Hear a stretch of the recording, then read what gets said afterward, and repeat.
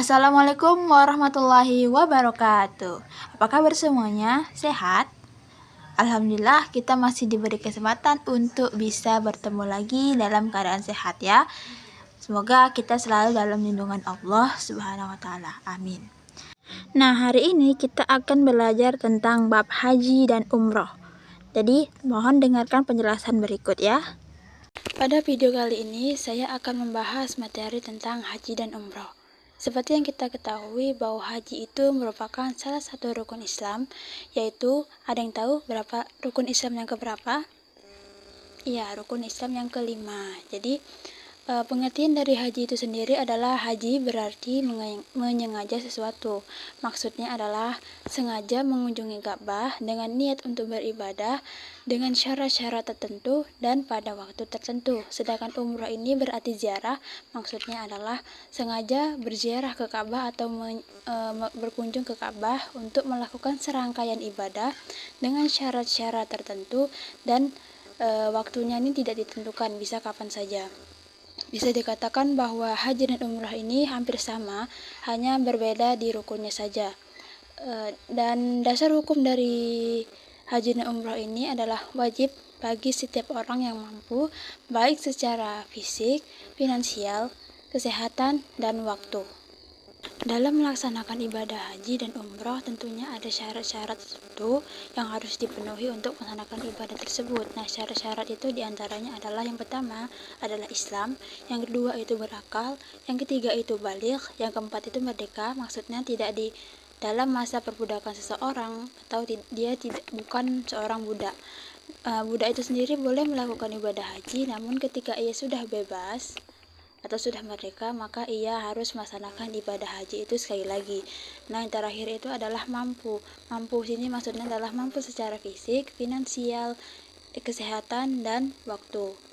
Dalam pelaksanaan ibadah haji, tentunya ada rukun-rukun atau ketentuan-ketentuan dalam pelaksanaan ibadah haji, dan yang apabila ini ditinggalkan, maka ibadah hajinya tidak sah dan tidak dapat digantikan dengan dam atau denda. Nah, rukun-rukun ini diantaranya yang pertama adalah ihram. Ihram ini adalah niat kita untuk melaksanakan ibadah haji dari miqat, yaitu tempat atau waktu disediakannya untuk melaksanakan ibadah haji. Nah, yang kedua ini adalah wukuf di Arafah. Wukuf ini biasanya dilaksanakan pada tanggal 9 Zulhijjah. Lalu ada tawaf. Tawaf ini merupakan kegiatan untuk mengelilingi Ka'bah sebanyak 7 kali. Tawaf ini sendiri terbagi kedua, yaitu tawaf ifadah dan tawaf wada. Yang dimana tawaf ifadah ini adalah tawaf yang dilakukan ketika melaksanakan ibadah haji. Sedangkan tawaf wada adalah tawaf yang dilakukan ketika kita ingin meninggalkan Mekah. Lalu ada sa'i. Sa'i ini merupakan berlari-lari kecil dari Bukit Safa ke Marwah sebanyak 7 kali. Lalu ada tahallul, yang dimana maksudnya adalah bercukur rambut yang minimal 3 helai dan sebanyak-banyaknya adalah sampai botak. Lalu yang terakhir adalah tertib. Dalam melaksanakan ibadah haji tentunya ada amalan-amalan yang diwajibkan untuk dilakukan. Nah, amalan-amalan ini disebut dengan wajib haji. Wajib haji tidak menentukan sah atau tidaknya ibadah haji tersebut, melainkan jika ditinggalkan akan dikenakan dam atau denda. Nah, dan amalan-amalan ini diantaranya yang pertama adalah ihram dari miqat. Maksudnya adalah niat kita ketika berangkat untuk melaksanakan ibadah haji. Yang kedua ini adalah miqat. Miqat ini adalah tempat atau waktu yang disediakan untuk melaksanakan ibadah haji. Dan yang ketiga ini adalah bermalam di Musdalifah. Yang keempat adalah melempar jumrah Aqabah. Yang kelima bermalam di Mina. Yang keenam adalah tawaf wada. Tawaf wada ini adalah tawaf yang kita lakukan ketika meninggalkan Mekah. Yang ketujuh adalah menjauhkan diri dari hal-hal yang diharamkan ketika ihram. Dan yang terakhir adalah menghindari hal-hal yang dilarang ketika melakukan ibadah haji. Yang ketika dilanggar, maka kita harus membayar dam atau denda.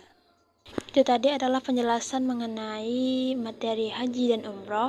Kita sudah mengetahui syarat, rukun, dan amalan-amalan yang dapat kita lakukan ketika melaksanakan ibadah haji.